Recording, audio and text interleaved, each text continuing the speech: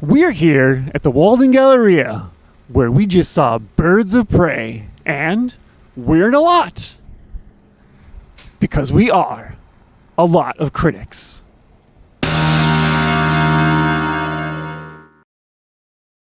So Dave, I want to correct you on one thing with that intro. It was Birds of Prey, but it was also the emancipation of one Harley Quinn. I thought this movie was amazing. It was incredible. It was everything I wanted, maybe a little bit more as well.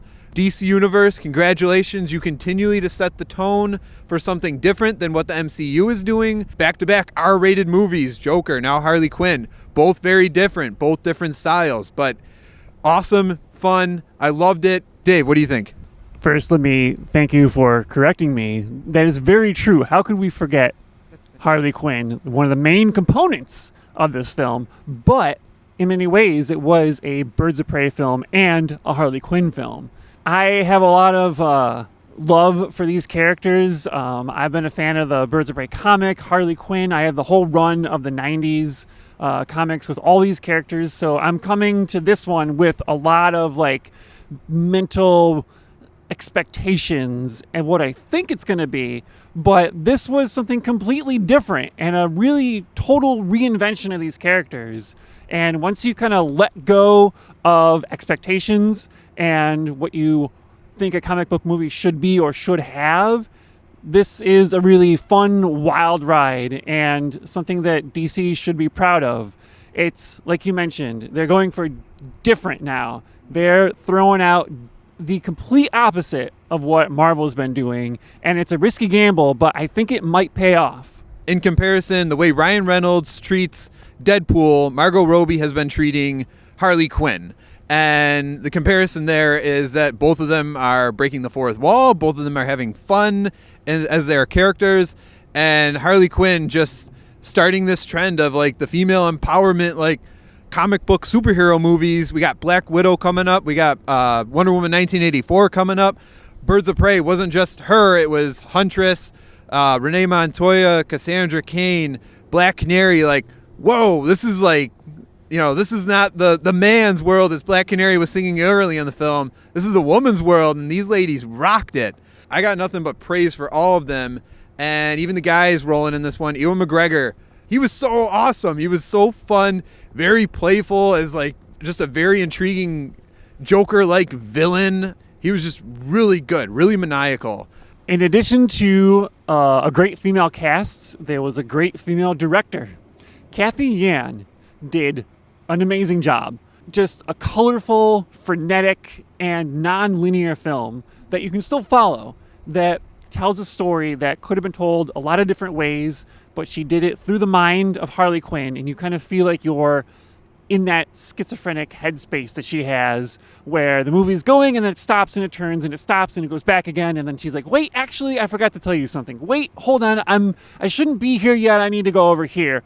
So completely different from the usual superhero film, but I appreciate that because I hate origin movies, and I can't stand when a film takes an hour to get to the interesting stuff, but this found a way around that. And they found a way to space out the action sequences. You never felt like you were waiting for something to happen because they could just jump wherever they wanted to. And speaking of action, oh, yes! Thank you! Great stuff! So happy with the fight scenes in this. Probably my favorite thing about this is the action. Slapstick, John Wick style, bone crunching, but also fun to watch. Props and good, intricate thought to setting up pieces of action that aren't just, they're fighting in an alley. Oh, they're fighting over here. It's okay, that was a cool move or whatever. No. We had jumps and flips and twists and spins and water and just props galore. So much. And some of that is due to Chad Stahelski and his team, the John Wick team, that, they have a stunt background and they're still doing that. He's not just making those films, he's working with other people. But I want to give full credit to to the director. She had the idea and the ability to make a film that had all this action in it, but it still told a story. Every time there was an action sequence, it moved things along. It didn't pause things. It got you from point A to B to C to D, and on a scale that fit for a movie like this. The world was not at stake. There was no giant lasers in the sky. There was no apocalypse coming. It was just a small scale, perfectly sized for Harley Quinn and the Birds of Prey. No MacGuffins! Well, I don't know if the diamond counts. So one of the things I immediately was discussing with you after the movie was the soundtrack and how relatable it reminded me of Guardians of the Galaxy. Music that fit. Music that was new. Music that was old. Things that just like fit the action sequences that were going on and just kind of like got you even more juiced into the moment. As Dave said, the action was like unparalleled. It was just fun and just so cool. And in the midst of all of it, you're just along for the ride with a cool soundtrack behind it all. This is an easy movie to recommend to people who have no familiarity with the comic book characters. You really don't need any background. The movie completely fills you in. It introduces you to Harley. It tells you everything you need to know about her. It introduces you to all the characters. It takes you there. And in fact, it almost is so different that if you are coming to it as a comic book fan, you kind of have to let that go. This is the movie universe now. These characters are their own separate characters that are influenced by the comic characters, but they are not the comic characters. They are completely different. But I think that's a good thing because it's going to open this up to a lot of people to enjoy and to be able to just go into this and have fun with it and not need any background at all.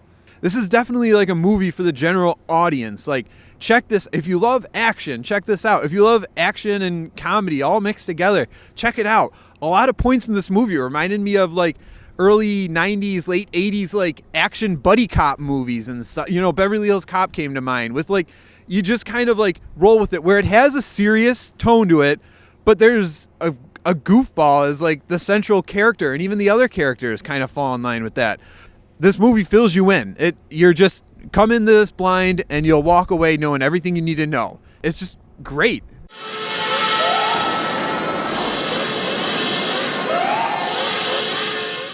All right, spoiler talk. We're going to start with the beginning of the movie. There was a beautiful animated sequence that like made my heart swell. I was so happy. It was Harley's origin. So well done. Just perfect. Because like I'm a big Harley fan, so I get kind of picky about like her portrayals because she's been so popular recently, and she's been in a lot of different like media. She's been in the games, she's had her own animated movies, and she's been in these movies, and to varying degrees of success. There's been some versions of her where it's like, I don't feel like they get her, they get the fad that is her, but like these movies I feel get her, and they showed that right away when it started. Went through her origin. I want to see a whole movie animated the way they did that little intro. Yeah. It was so good and just caught you right up to where you needed to be. Speaking of characters who have been represented well by this movie, I loved Huntress. Thank you. Yes. I was worried. I was nervous. Huntress is one of my favorite characters. Again, piles of comics with her. So happy that she was going to be in a movie, but when it first started, like the clips and things, and she didn't really look like Huntress, and I was like, I don't know if they're going to get her, if it's going to work, and my biggest fear was that she wasn't going to get enough to do in the movie. But nope, great. She was awesome, she kicked ass, and not only that, but the other characters acknowledged it, which I loved. Oh, yeah. I loved that. Because they're like, oh my God, you're so cool. And I'm like, yes, she is. Yeah. Oh, great. Well, her costume at the end, it was a nod, and it was, but not in like a goofy way. Because like throughout the film, her outfit has subtle nods about where it's like it's what somebody would wear, because the actual Huntress costume is ridiculous.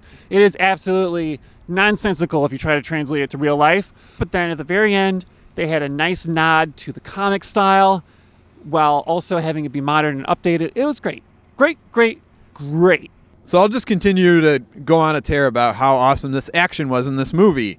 It start out with just like some fun sequences where garbage gets thrown at somebody, guns get shot, Harley Quinn ends up escaping everything, and that's where you go with this. The jail breakout scene where she goes to get Cassandra Cain, and she doesn't know how to, she's doing her Harley Quinn of like, I gotta open up these jail cells, but I'm just gonna push every button, be crazy. Water sprinklers go off, and as you said, like using water for an action sequence, she slides around and takes down every bad guy coming out trying to get her in the most gymnastic Harley Quinn way that throws nods to who she is and how she takes care of business.